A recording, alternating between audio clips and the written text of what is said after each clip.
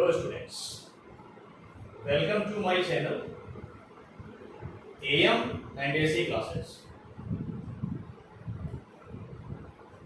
हमारी क्लास में आज का टॉपिक है क्लास 12th में जो है चैप्टर फर्स्ट सॉल्यूशन चैप्टर आज हमने स्टार्ट किया है। ये केमिस्ट्री फर्स्ट का जो है ये पहला चैप्टर है जो हम स्टार्ट कर रहे हैं। तो चैप्टर जो है वो कौन सा है? सॉल्यूशन। ये पहला चैप्टर है। तो सबसे पहले बात आती है कि सॉल्यूशन क्या होता है, व्हाट इज सॉल्यूशन। तो सॉल्यूशन जो है ये 2 और मोर देन 2 सब्सटेंसेस का होमोजेनस मिक्सचर होता है। 2 या 2 से ज्यादा सब्सटेंस को हम ले लें और उनको आपस में मिक्स करके यदि हम होमोजेनस मिक्सचर बनाते हैं, जो बनने वाला होमोजेनस मिक्सचर है उसको हम लोग क्या कहेंगे? उसको सॉल्यूशन कहेंगे। यहां लिखा है solution, it is the homogeneous mixture of 2 और मोर सब्सटेंसेस। ठीक है, 2 और मोर सब्सटेंस का जो होमोजेनस मिक्सचर होता है उसको हम सॉल्यूशन कहते हैं। ठीक है ना। अब एक एग्जांपल से इसको समझते हैं। मान लीजिए हमारे पास में एग्जांपल है NaCl प्लस वाटर। यहां पर हम NaCl को वाटर में मिक्स कर रहे हैं, मतलब NaCl को वाटर में डिसॉल्व कर रहे हैं। हम जानते हैं कि जो NaCl है ये आयोनिक कंपाउंड है और वाटर एक इनऑर्गेनिक सॉल्वेंट है। तो इसको इसमें हम डिसॉल्व करेंगे। डिसॉल्व होने के बाद जो मिक्सचर बनेगा वो होमोजेनस होगा। तो यहां आपने डेफिनेशन में लिखा ही है कि it is the homogeneous mixture of 2 और मोर सब्सटेंसेस। तो इनको मिलाने पर जो मिक्सचर बन रहा है दैट इज होमोजेनस। इस वजह से होमोजेनस मिक्सचर होने की वजह से इसको हम सॉल्यूशन कह सकते हैं। ये आपस में मिक्स होकर के क्या बनाते हैं? ये सॉल्यूशन बनाते हैं। ये होता है सॉल्यूशन। ठीक है। अब सॉल्यूशन में जो है 2 कंपोनेंट हैं NaCl एंड वाटर। इनको मिलाकर के सॉल्यूशन बन रहा है।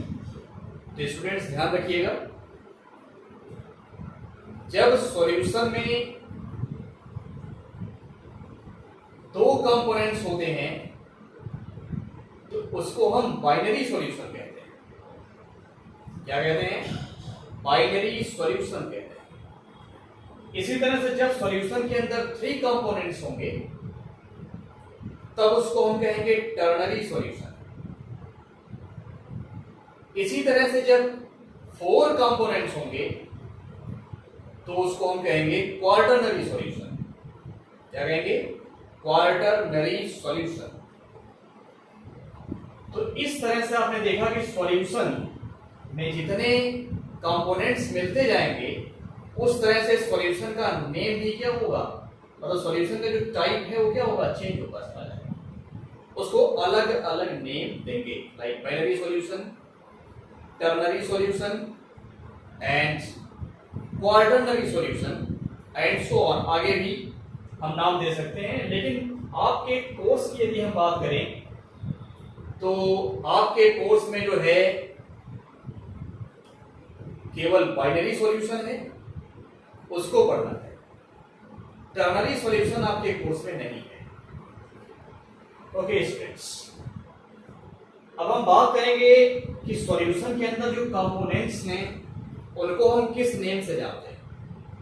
कंपोनेंट के नंबर के बेसिस पर हमने तो ये समझ लिया कि सॉल्यूशन का क्या नेम होगा, लेकिन सॉल्यूशन के अंदर जो कंपोनेंट्स हैं इनका क्या नाम होगा, ये भी समझ लेते हैं थोड़ा।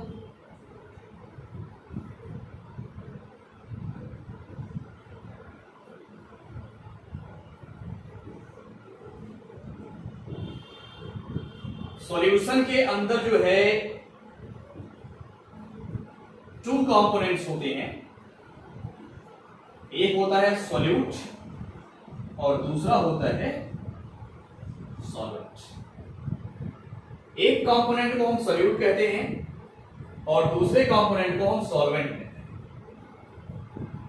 अब क्वेश्चन ये आता है यहां पर कि सॉल्यूशन के अंदर यहां जो दो कंपोनेंट हैं NaCl एंड वाटर, इसमें किसको हम सॉल्यूट कहें और किसको हम सॉल्वेंट कहें। ठीक है, तो यहां पर एक प्रोसेस हो रहा है। उस प्रोसेस में क्या हो रहा है कि जो NaCl है ये वाटर में डिसॉल्व हो रहा है और वाटर उसको अपने अंदर डिसॉल्व कर रहा है। वाटर NaCl को अपने अंदर डिसॉल्व कर रहा है, ये डिसॉल्व हो रहा है और ये इसको अपने अंदर डिसॉल्व कर रहा है। तो ध्यान रखिएगा, जो डिसॉल्व होता है वो सॉल्यूट है और जो दूसरे को अपने अंदर डिसॉल्व कर रहा है वो सॉल्वेंट है। तो वाटर NaCl को अपने अंदर डिसॉल्व कर रहा है, इसलिए वाटर क्या होगा, वाटर सॉल्वेंट होगा। और जो NaCl है ये वाटर के अंदर डिसॉल्व हो रहा है, इस वजह से NaCl सॉल्यूट होगा। अब यहां पर एक क्वेश्चन और गड़बड़ हो जाता है कि जैसे यहां तो हम समझ गए कि NaCl वाटर में डिसॉल्व होगा, इसको हम सॉल्यूट कहेंगे, इसको सॉल्वेंट कहेंगे। ठीक है, मतलब ये जो है सॉल्यूट हो गया और ये जो है सॉल्वेंट हो गया। ठीक है ना। अब यहां पर एक क्वेश्चन ये डेवलप होता है कि हम जैसे सॉल्यूशन प्रिपेयर कर रहे हैं तो सॉल्यूशन में कंपोनेंट्स होंगे सॉल्यूट एंड सॉल्वेंट। उन कंपोनेंट्स में कैसे आइडेंटिफाई करें कि कौन सॉल्यूट है और कौन सॉल्वेंट है। तो यहां आपको हम बता दें, इन कंपोनेंट्स में जिसको मिलाकर के आप सॉल्यूशन प्रिपेयर कर रहे हैं, इन कंपोनेंट्स में जिसका अमाउंट कम होगा वो सॉल्यूट होगा और जिसका अमाउंट ज्यादा होगा वो सॉल्वेंट होगा। अब जैसे यहां पर हमने इसको सॉल्यूट कहा, इसका मतलब इसका अमाउंट कम है, इसकी क्वांटिटी कम है। इसको हमने सॉल्वेंट कहा, इसकी क्वांटिटी ज्यादा है, इसका अमाउंट क्या है, ज्यादा है। इसका अमाउंट कम है, इसका अमाउंट ज्यादा है, इसको हम सॉल्यूट कहेंगे, इसको हम क्या कहेंगे, सॉल्वेंट कहेंगे। जैसे इसको एक कंटेनर मतलब एक डायग्राम की हेल्प से लेकर के समझते हैं, इसको एक डायग्राम के हेल्प से जैसे इसको समझ लेते हैं। तो डायग्राम में क्या किया हमने, सपोज एक कंटेनर ले लिया। इस कंटेनर में हमने यहां पर वाटर फिल कर लिया, तो यहां तक इसमें वाटर भरा हुआ है। इसमें हमने क्या किया, NaCl डिसॉल्व किया। ठीक है ना। तो NaCl सपोज हमने कितना लिया था, 10 ग्राम लिया था और ये लिया था 1 लीटर, 1 लीटर लिया था। ठीक है ना। तो हमने जो है NaCl 10 ग्राम लिया, 10 ग्राम लिया, वाटर कितना लिया, 1 लीटर। हम जानते हैं 1 लीटर जो है कितने ग्राम के इक्वल होता है, ये होता है 1000 ग्राम के इक्वल। बात समझ गए ना। 1 लीटर इज इक्वल टू 1000 ग्राम, 1000 ग्राम। तो स्टूडेंट्स ध्यान दीजिए, हमने लीटर को यहां पर ग्राम में क्यों चेंज किया, इसलिए चेंज किया ताकि हम यहां पर समझ पाए कि कौन ज्यादा है और कौन कम है। ये ग्राम में दिया और ये लीटर में दिया है। तो ये ग्राम में है, इसको भी हमें ग्राम में करना पड़ेगा, तभी हम कहेंगे कि ये इतने ग्राम है और ये इतने ग्राम है। तो समान या सेम यूनिट में उसको हम कंपेयर कर पाएंगे। तो कंपैरिजन हमेशा किस में होता है? सेम यूनिट में होता है। यूनिट यदि अलग अलग होगी तो वहां कंपैरिजन मुश्किल होता है, कंपैरिजन वहां नहीं हो पाता। इस वजह से हमने इस लीटर वाले यूनिट को किस में कन्वर्ट कर लिया? ग्राम में कन्वर्ट कर लिया। हम देख रहे हैं हमने वाटर यहां कितने ग्राम लिया है? 1000 ग्राम लिया। और NaCl कितना लिया? NaCl हमने 10 ग्राम ले लिया, ठीक है ना? तो 10 ग्राम ज्यादा है या फिर 1000 ग्राम ज्यादा है? ऑब्वियसली 1000 ग्राम ज्यादा है। जो ज्यादा है वो सॉल्वेंट और जो कम है वो सॉल्यूट। अच्छा, यहां पर एक पॉइंट हम और क्लियर करते हैं स्टूडेंट्स, कि आपने बाइनरी सॉल्यूशन का नाम सुना, आपने टर्नरी सॉल्यूशन का नाम सुना। तो यहां जो हमने सॉल्यूशन बनाया इसमें 2 कंपोनेंट्स, NaCl एंड वाटर, इसलिए इसको हम बाइनरी सॉल्यूशन कहेंगे। NaCl मिल गया, सॉल्यूशन प्रिपेयर हो गया। अब यदि इसके अलावा इसी सॉल्यूशन में हमने क्या किया, KCl भी मिला दिया, इसको मिलाने के बाद इसको भी मिला दिया, तो यहां पर 2 सॉल्यूट्स हो गए, 2 सॉल्यूट हो गए, 1 2 3। सॉल्वेंट तो एक ही होगा, जैसे हमने कहा 2 components, 3 components and so on 4 5 components. तो वहां कंपोनेंट्स में जो है सॉल्वेंट तो सिंगल होगा, एक ही होगा।